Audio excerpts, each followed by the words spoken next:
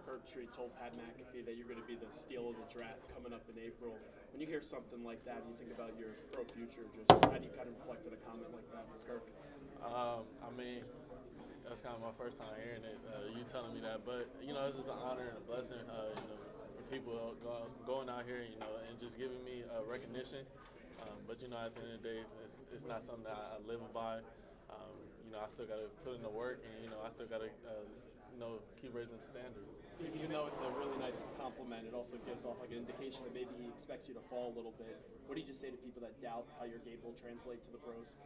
I mean, like I said, everybody has an opinion. It's about how I approach each and every day. Keep my circle small. Those who believe in me. At the end of the day, I believe in myself. Jayden, what are the nerves like right now? Like, what have you been doing to kind of try to stay even today? Yeah, I mean, I'm not really like super nervous because it's out of my control, but I'm just enjoying every moment. And, I'm just just being me, no matter what.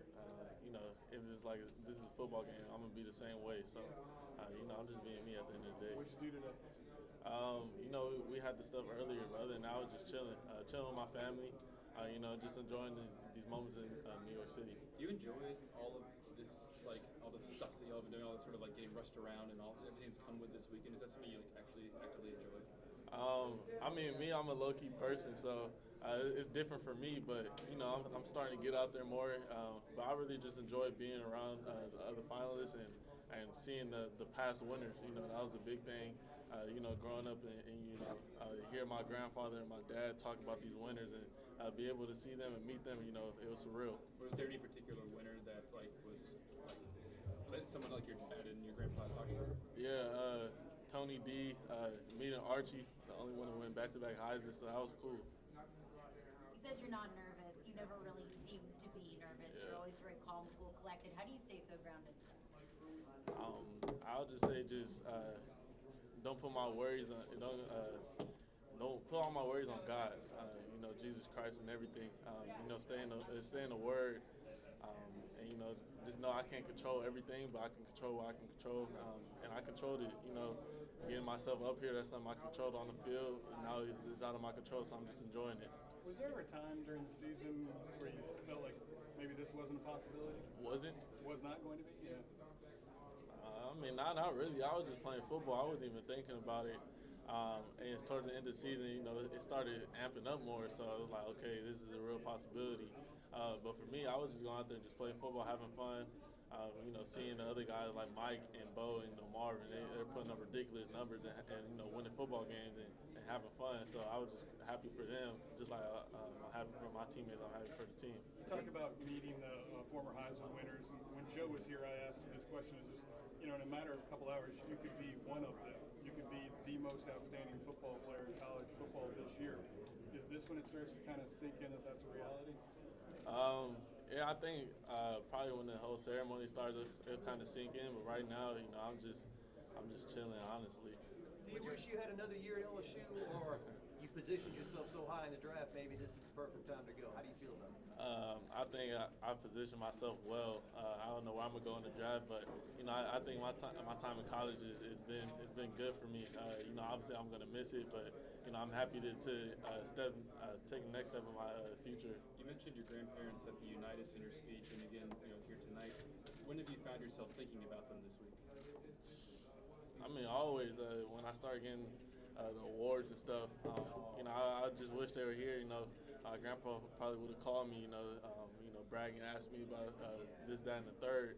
So, just the whole weekend, I've been thinking about them and hoping they were here, wishing they were here. But I know they're watching me. With your suit, why gray? Like, why does that sort of click for you tonight? Honestly, I always had a different suit for each Tiger Walk, so this kind of color I didn't wear, so I wanted to wear it. No turtleneck? Was turtleneck an option? No, I wore a turtleneck at the Johnny U, so I can't keep wearing the turtleneck. You mentioned with the season. You started the season second favorite for the Heisman behind Caleb Williams. Were you aware of that at the time, or did that surprise you? Or you said you didn't think about the Heisman much during the season? No, I wasn't aware of it. I wasn't on Twitter or anything like that, so I didn't see stuff like that.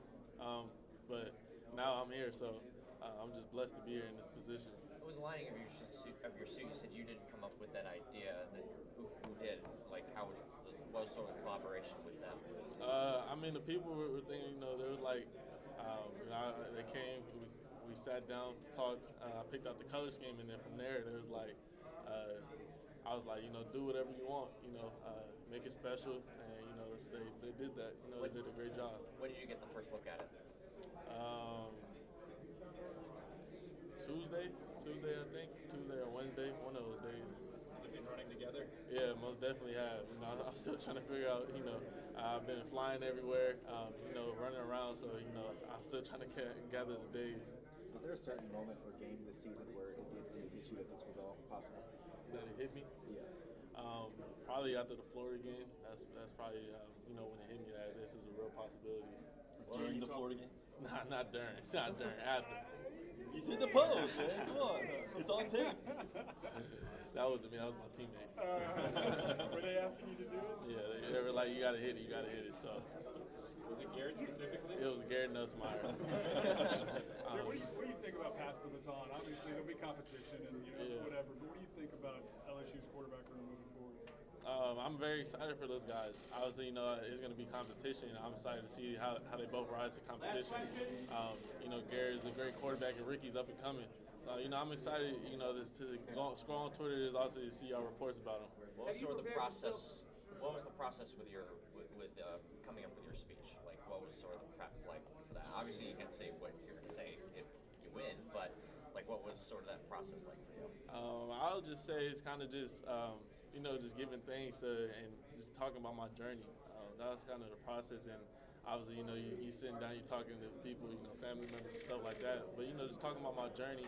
If I'm blessed enough to win, just giving thanks to everybody helped me get to this point in my life. Was that difficult for you, or was that sort of therapeutic? A little bit of both.